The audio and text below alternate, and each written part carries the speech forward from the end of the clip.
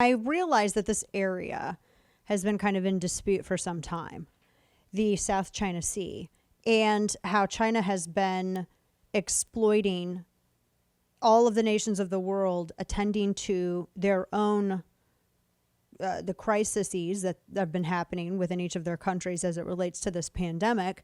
And so they've been trying to flex in the South China Sea. And Malaysia says that China is bullying us. They're bullying not just us, but everyone else. China says that we have maritime sovereignty in this area, where Malaysia says, no, you don't. And they've been exploring for oil, and then Chinese ships apparently have been harassing them. And so now the United States has deployed 2 patrol ships to this area, and the USS Montgomery and the USNS Cesar Chavez.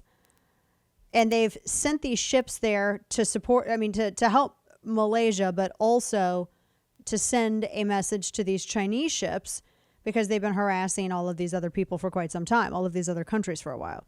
And this is all in this area between China and Taiwan and the Philippines and Malaysia. And there have been these disputed territories there for some time.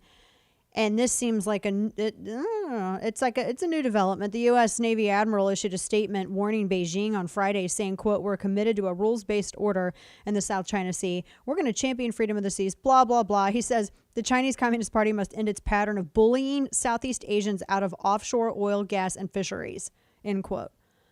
So this is the latest. This isn't the first time we've sent ships over there either. Joining us right now is Stephen Yates, who's an expert on all things, particularly foreign policy, and he's with the DC International Advisory at Yates DCIA on Twitter. Stephen, always a pleasure to have you. Is this really, I know this is kind of like par for the course for China's behavior, but us sending these 2 ships there at this particular time, is this just basically keeping the status quo of this ongoing dispute, or is this an increase in, is this next level now that these 2 ships have been dispatched? Well, Dana, I think the right way to think about this is somewhat of a slow cooker that has been moving up in temperature for some time. In some ways, this response is reassuring and good, in that the Obama administration had some outspoken officials that claimed after a lost decade in the Middle East, they were going to pivot to Asia.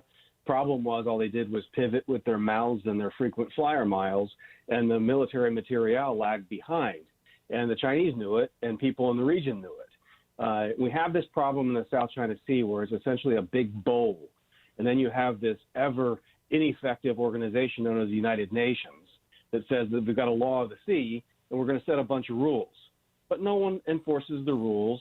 All of these countries need the access to fisheries. They'd also like access to the resources. China has outsized claims. And so once again, there's only one way to help some of these other nations balance against the regional bully, and it's to show up with a little bit more material ourselves. This is part of the Trump administration's broader strategy called Indo-Pacific strategy, which no one needs to remember that name. Some sloganeer needs to go back to the beginning on that one. But it just makes the broader point that the Trump administration actually has beefed up investment in American capabilities in the region with an eye towards deterring Chinese adventurism. And some of our Southeast Asian friends and allies are learning, hey, we can't rely on the UN to help with these kinds of things. And it's just a reminder of the value of the American commitment to freedom of navigation, which goes back hundreds of years.